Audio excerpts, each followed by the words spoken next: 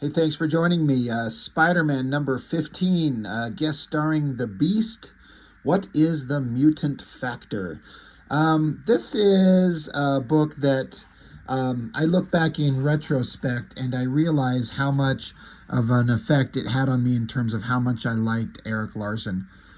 I had been reading him doing the Amazing Spider-Man work, and I've reviewed some of those books. The issues where Peter Parker fight Venom. He's up on that island, and they have that whole battle. And Erik Larsen had been doing some good work, and I look back on it after the fact, and it never like blew me away. I was never like shocked by how incredible I thought the work was. But in retrospect, I look at it and I realize just how much I was just enjoying really well done comics. I liked Erik Larsen's work, but at a certain point, he just kind of leveled up. And he eventually, this is like issue 15. So the next issue, 16, is Todd McFarlane's final issue on the run of just the adjectiveless Spider-Man. And then he takes off, and then Erik Larsen comes back, and does that Revenge of the Sinister Six. This issue and the Revenge of the Sinister Six are kind of like Erik Larsen, in my opinion, just leveling up to a whole new kind of a whole new way of making comics. His art, his storytelling. This is the guy that loves comics, and some people are kind of indifferent towards him. Some people love him, some people hate him, which is everybody, right? I love the guy's work. I've said this. It doesn't even. I guess it's not even worth mentioning, but since I've already kind of started to mention it, I guess I will. I tend to get frustrated listening to him rant about certain things on social media these days. I certainly disagree with him on a profound amount of things, but I always try to make a point to separate the artist from like his work from his personal stuff. But none of that existed back when this came out. He was just a guy that seemed like a fun-loving guy who wanted to make good comics, and I enjoyed it. So at the time, as much as I did like it, it's a kind of a jarring difference from McFarlane's work. And I've heard some people say like Larsen and McFarlane are so similar. I'm like, the fuck they are. To me, they could not be more different. It is night and day. And so I've heard some people say some weird shit like they're so similar, but I mean, I'm a guy who notices the intricacies of art, but I still feel like you don't have to be like a art critic and somebody who actually makes art and pays attention to it on that kind of a level to see that Larsen and McFarlane are not the same.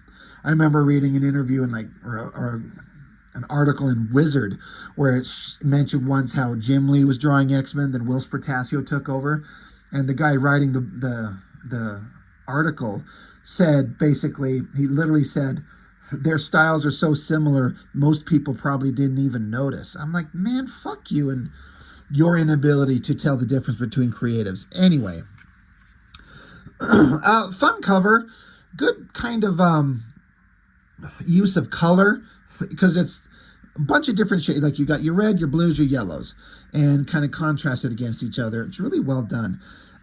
Coloring in this was something that I noticed as well. Gregory Wright, colorist.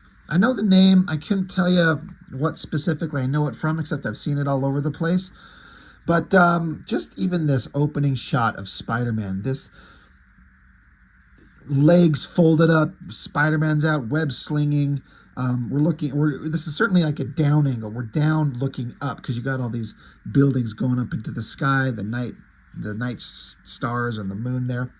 I really like how Erik Larsen factored into the drawing itself, leaving out the webbing on the arms and the mask to give it a direct, intense highlight on it.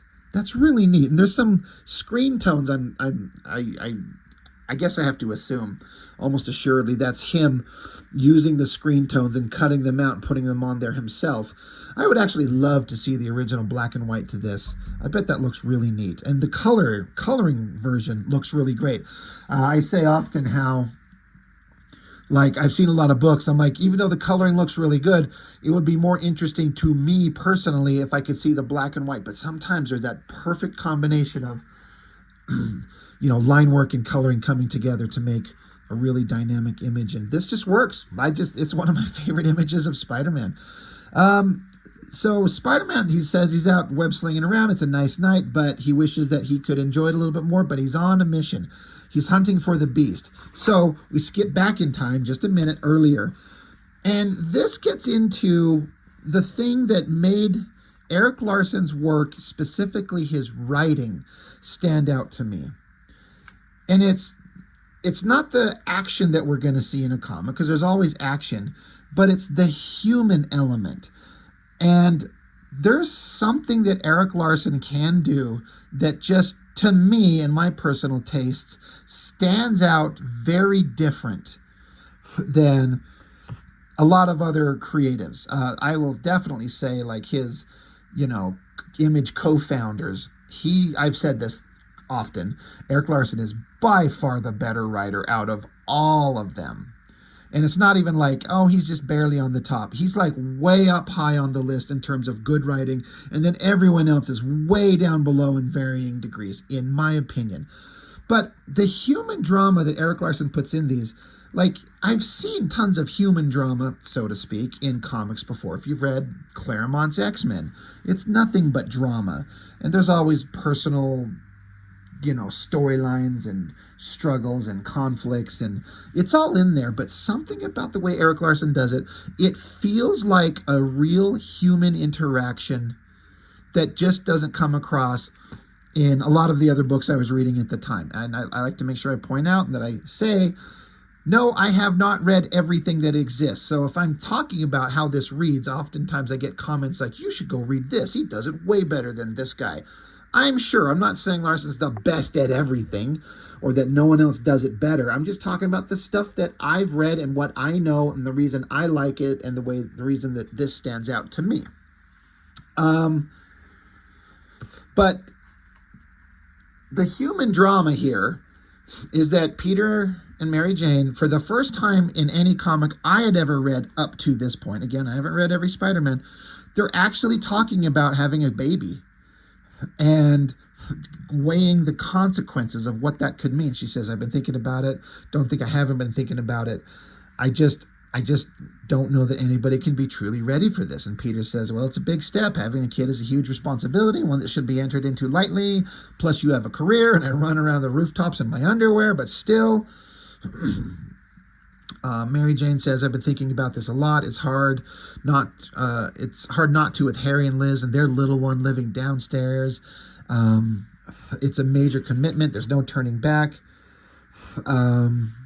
So they have this conversation back and forth. Like I said before, it feels like a very naturalistic conversation that two people would actually have. And sometimes the human drama written in comics, it reads like, sometimes you read things in novels or you watch movies or read comics or whatever, and then you go and have those same conversations in real life, and it doesn't go the same way. Everything's dramatized. But this just, I don't know, something about this feels like a more realistic conversation. I just applaud Erik Larsen's ability to come up with the concept and then have the script. The words sound like real human beings have real problems. So they're talking about, we've been thinking about having a kid. It's a big responsibility, but you've been bitten by a radioactive spider. And he's like, yeah. He's like, he said, I tend to have a tendency to overlook at that. I'm as healthy as I can get, but he's like, my genetics might be affected. Reed and Sue Richards had some hairy complications with their son Franklin's birth, and their second child died during delivery. That I don't know about. Somebody explain that one to me, because I seem to remember at the Fantastic Four, Reed and Sue have two kids, right? Franklin and then some girl. Was there an element that a kid died? Did she come back? Did they have a third kid? But I like that they kind of talk about that. They're basically like, Peter Parker got bit by a radioactive spider, so he's a superhero. But if him and Mary Jane have a kid, the chance that they're going to have a mutant, and obviously in the comic world, in Marvel Comics, mutants are a big deal. That's like, the chances are, it's overwhelming. So it's not going to get easy. So, Peter's like, I'm not trying to pressure you. We've got to be ready for this. She's like, yeah, the mutant factor scares me. having a mutant kid could kill her. So it's just a good use of a double page kind of spread and the conversation that they're having. I like it. I like how Peter just stands up. He's just kind of quietly thinking to himself. He says, I hate not knowing all the answers. I'm not used to it. It's frustrating. I don't like not knowing about myself and about mutants. Because Peter, he's a brilliant scientist, but this is something he doesn't know about. So he's like, you know what? I know someone who will know about this. And then you see on a newspaper on a table, Beast. And obviously we know Beast is showing up. He's on the cover. So he takes off. Mary Jane's like, be careful, Peter. Don't get hurt. So we get a great shot of Spider-Man. Like, I don't know. When you draw Spider-Man flipping through the air and put him in crazy poses, like, that is a wild pose to choose. And he pulled it off great.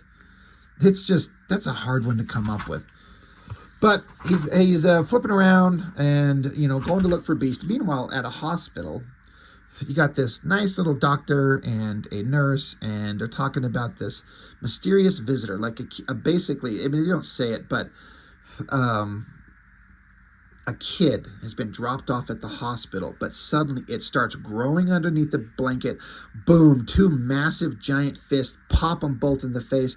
It doesn't say that they're dead, but that could kill. Like, this big of a monster with that kind of perceived strength, these two people could be dead right now.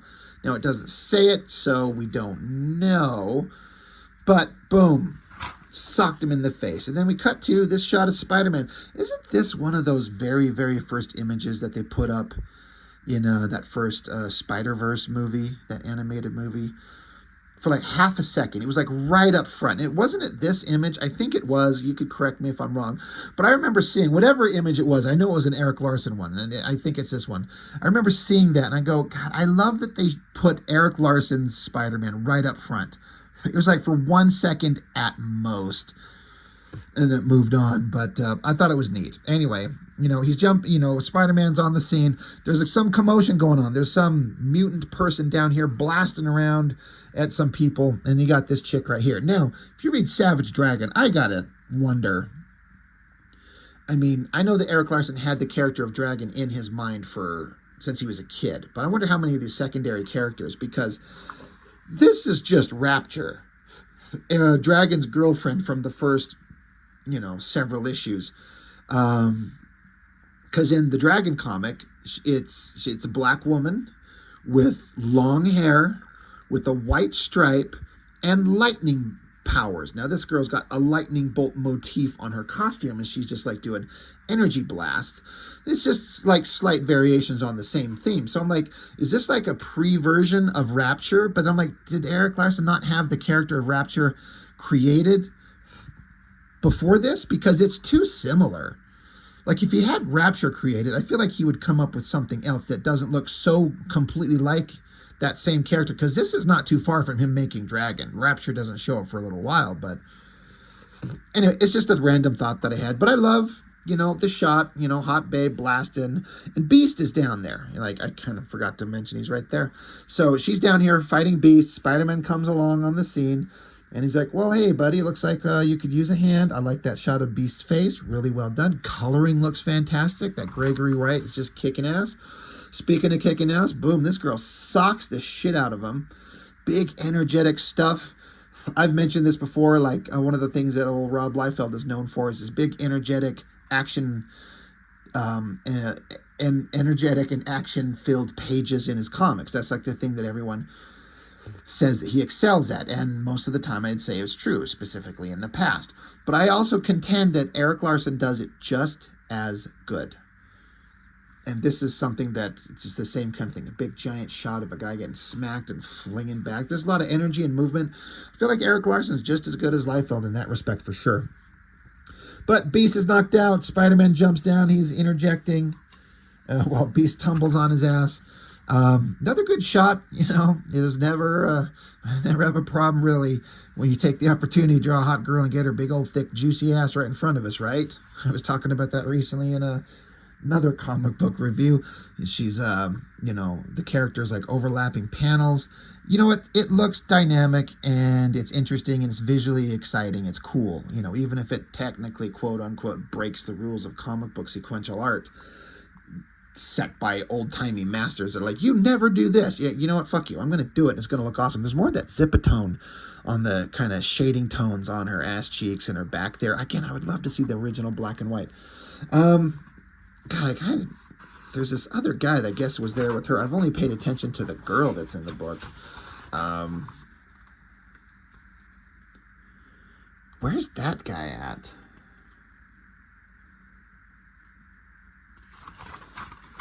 I mean, I guess there's just another dude there. Anyway, Master Blaster. That's funny. Beast leaps at him, smacks him right in the face. Good energy, good movement. Loving it. I love the page layouts on this too. No like straight borders. We're gonna leave it open. Lots of weird side angles on this. Beast jumping, breaking the borders everywhere. Her screaming face, the energy everywhere. Like everything about this is just like Erik Larsen at peak him.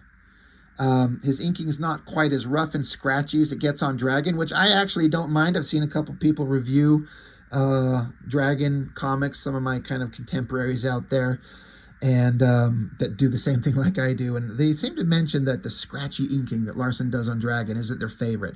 I like it just fine, but this is a little bit of a cleaner version, and I just want to double check. Erik Larsen is, yeah, it's all him. Little cleaner. I like both versions, honestly. But anyway, everything's working here. Storytelling, coloring, it's great. Finding these bad guys, zaps Beast, Spider-Man socks him right in the face, knocks a building down, and so basically they defeat the villains, and cops are showing up, so Spider-Man's like, hey, I'm here to talk to you. I showed up, I'm looking for you, but we got to chat, so let's get out of here. So Spider-Man grabs Beast, takes off, jumps away. And then, in the same way we had that well-done conversation at the beginning of the book between Peter and Mary Jane, you've got Beast and Spider-Man having a conversation about stuff that's relevant to both of them. And again, I know I've said it, I don't have to say it, but I've not read every comic book that ever exists, but have Spider-Man and Beast ever had an opportunity to have like a deep conversation before? Have they met before? I've got to imagine they know each other.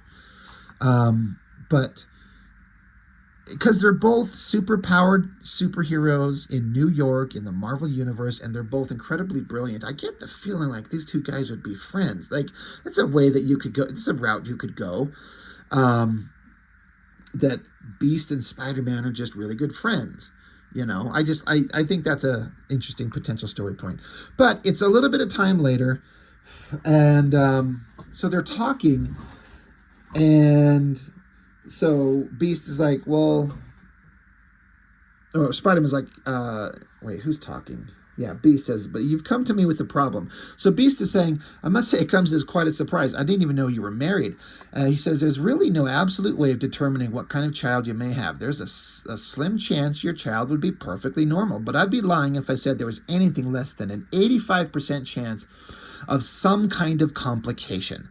So it makes sense. It makes perfect sense. This is something I've talked about. With all these different characters existing in the same Marvel universe, when some of these heroes run across a problem that they can't solve, like, you know, they would go out and look for help from some of the other characters. I was talking about it in the Extinction Agenda, where the Executioner's song, where Professor X got infected with that techno-organic virus, and he's dying, and Beast and Moira McTaggart are trying to solve the problem, and they're like, if we can't figure this out, no one can. I'm like, motherfucker, you go get Reed Richards right now. You go get Doctor Strange right now.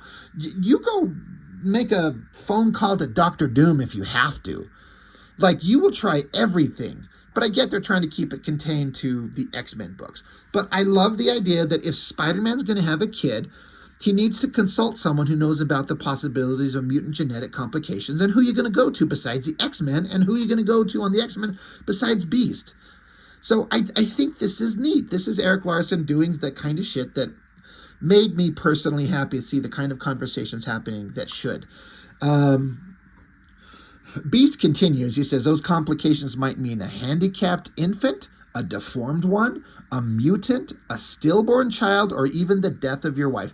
So I love that again, Erik Larsen's throwing out the concept like just because, if you pump some radioactive jizz into your hot wife and you have a baby, it doesn't mean he's going to come out with like superhuman awesome powers and be a badass hero for all time. You could kill her. The kid could be deformed. The kid could die. Your wife could die. All kinds of horrible things could happen. One possibility is being a mutant, and then who knows what kind of, like, what if he had a kid that comes out with like 8 arms and like spider eyes, and it's just like this disgusting monstrosity. Like the chances of all this, it's something that Spider-Man has to really take into consideration. So it's a great conversation. I know I'm really dwelling on this and I need to move on. Spider-Man's like, geez, you don't have to restrain yourself, man. Give it to me straight. So then Beast continues. Added to that, realize that if you do have a mutant, there are certain factors involved with that. There's a possibility the child may need special care or may even prove to be a threat to your personal safety. And then there's the money aspect. It's expensive to raise a special child, and in the case of a mutant, your family will be subjected to prejudice, fear, and hatred, which could lead to job loss and further hardship. So Beast is just telling it true. Spider-Man's like, Jesus, it's a wonder anyone has kids ever. He's like, is there anything else I should know before I run off to play genetic Russian roulette? Beast says, I'm sorry to be such a wet blanket. It's been kind of a tumultuous time for mutants lately. So, he's just being real. Spider-Man's like, yeah. Spider-Man says, look, if this is a bad decade for you, we can reschedule our little discussion. Meanwhile, while they're talking, down on the ground, all the civilians are running from someone's throwing trucks around. They're like, oh, shit, well, this is the life we lead. There's no end in sight, right? And I love they just look at each other. They just quietly look at each other. They're heroes. They know what they're going to do. So let's fucking go. Let's get a big, badass splash page of Spider-Man and Beast jumping down. Great perspective on the building. Great coloring. It's exciting. They're heroes. Let's get into the adventure. Now it's that creature that I was talking about earlier that was like a kid in the hospital that socked the doctor and the nurse in the face. So they don't know who or what this thing is. Just a giant monster destroying everything. So they get down there and the monster takes a swipe at Spider-Man. Beast dives on his back. So, we got to get the obligatory action scenes in here. God, I'm sorry. I don't know why I'm just loving the coloring in this so much. I'm just loving everything that I see. The coloring looks fantastic. So the action keeps going. The monster slams Beast into a wall, turns around as Spider-Man taps him on the shoulder, kicks him in the face. Beast is picking his ass up. The monster smashes down into the ground, puts a giant hole in the ground, and falls under like into the sewer systems, I guess. So now there's a big giant hole, and Spider-Man and the monster down there, and Beast is like, well, there they go. I guess I should follow them. He's like, ugh, I hate sewers. This is interesting. I just noticed. I don't know if I've ever paid attention to this. Like Spider-Man's word balloon, it's upside down. It was just a suggestion.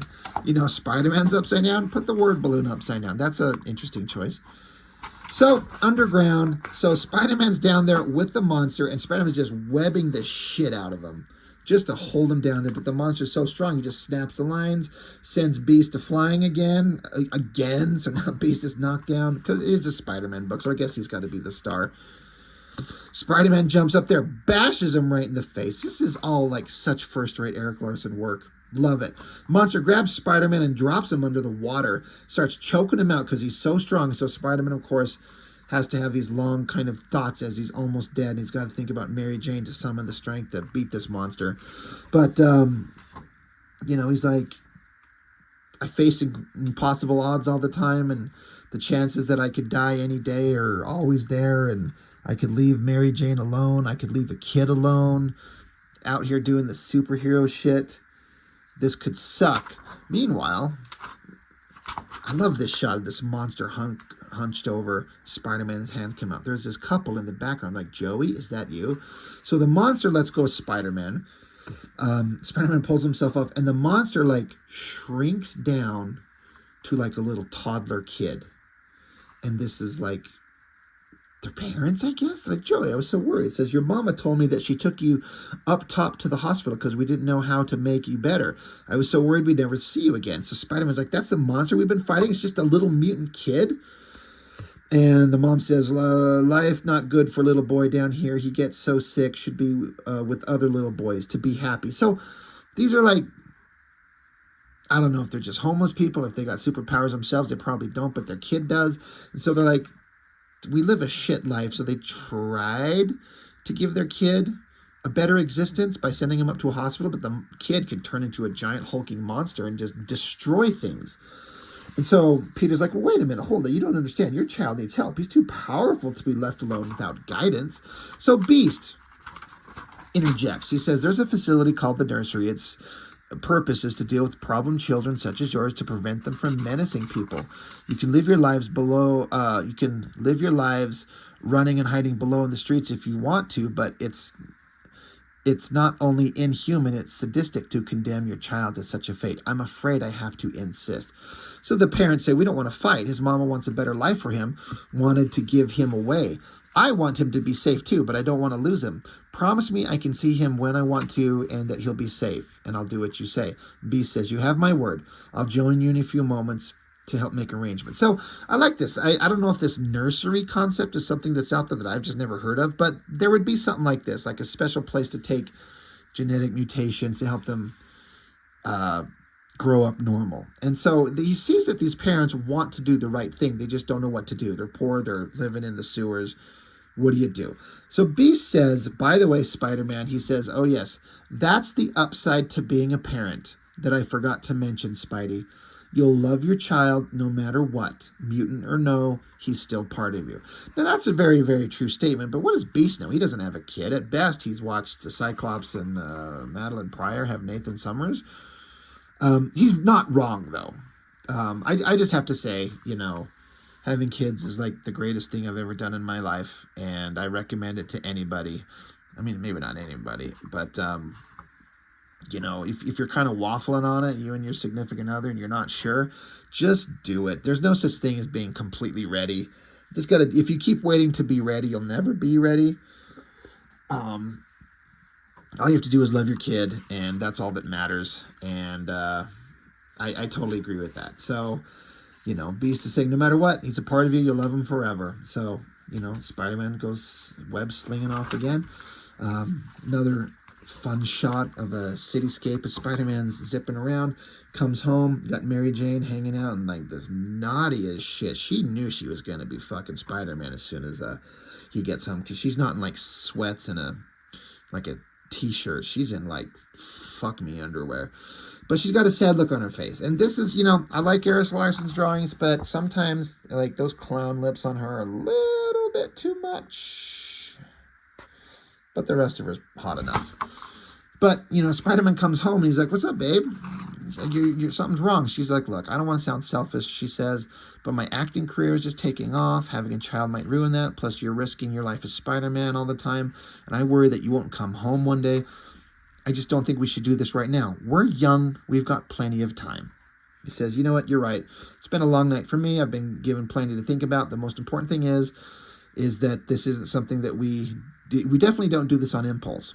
If we're ready, when we're ready, if we're ready, we'll know, and we'll be the best darn parents any kid has ever had. And they make out the end. So, I love that, Erik Larsen's not going to be able to take and give, Peter and Mary Jane a kid. That always fucks up a character in like corporate comics where everything has to be returned to the status quo. And you inject a kid, then at some point, someone's got to write the fucking kid out of the story. And that sucks. But I like that Erik Larsen's going to take this concept and explore it and have a real conversation between a couple of people and explore all sides of the issue. We should do this. It would be amazing. We're going to be great parents, but there's complications. What do we do? Let's go talk to somebody who knows. We've seen the good. We've seen the bad. And you end up with like just something to think about. And great character moments between Peter and Mary Jane. I love these two as a couple. They should always be together. And it's a great book. And Erik Larsen is fucking awesome. Like, for real. This is just peak Erik Larsen writing and storytelling. And I love everything about it. So I hope you enjoyed this one as much as me. Spider-Man. he's such an easy character to like. I much prefer when there was just one version, frickin' Peter Parker. Now there's like 50 quadrillion versions with the multiverse movies, even though like the Spider-Verse movies, even though I enjoy them, they're good. It's like the more they keep giving all these varianted versions of Spider-Man, the less Peter Parker stays special. Like I like Miles Morales, but I don't know. I like it when there was just one fucking Spider-Man and it's Peter Parker and he's awesome. Anyway, that's it. That's all I've got for now. Thank you for watching. I appreciate it. I'll see you next time.